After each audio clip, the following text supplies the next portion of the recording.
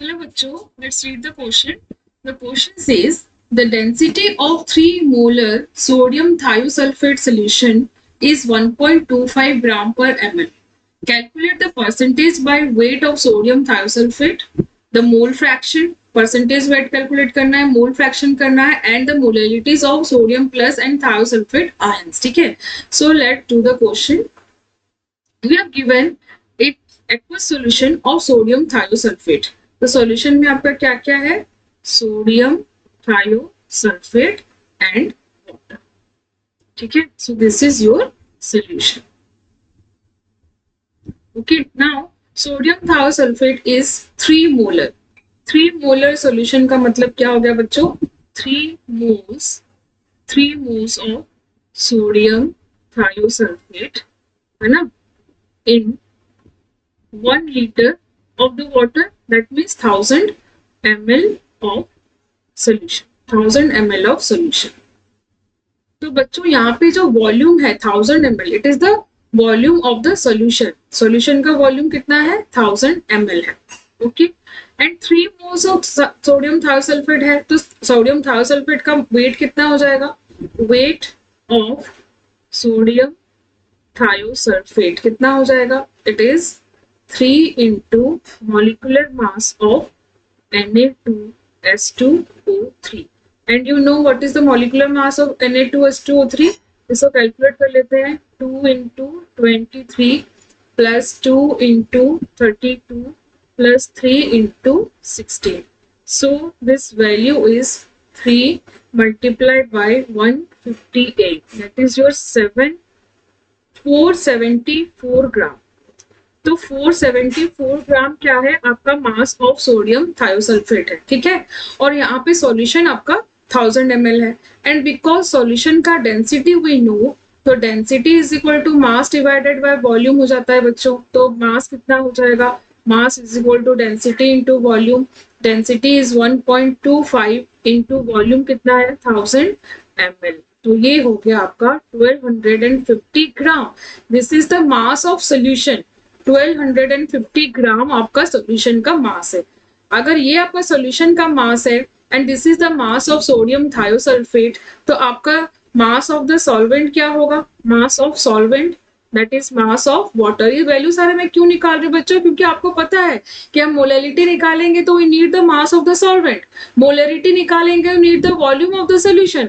Percentage weight अगर निकालेंगे तो हमें सॉल्यूशन मास का mass of the solute and mass of the solution चाहिए होगा. So therefore I am calculating the mass of the solute, mass of the solution and mass of the solvent. जिसके बाद हम सारे कैलकुलेशंस बहुत easily कर सकते हैं. सो मास ऑफ द सॉल्वेंट कितना हो जाएगा बच्चों?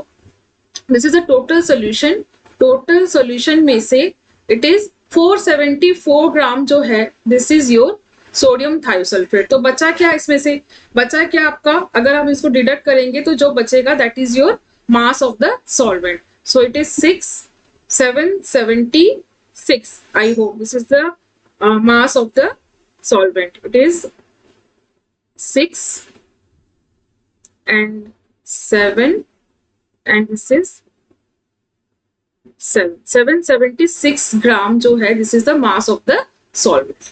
Okay, so let's start the calculation, main calculation. So first is your percentage weight. The percentage weight of what? Sodium thiosulphate. So sodium thiosulphate का परसेंटेज वेट कैसे निकलेगा बच्चों? Weight of sodium thiosulphate divided by weight of solution, है ना? Weight of solution into 100.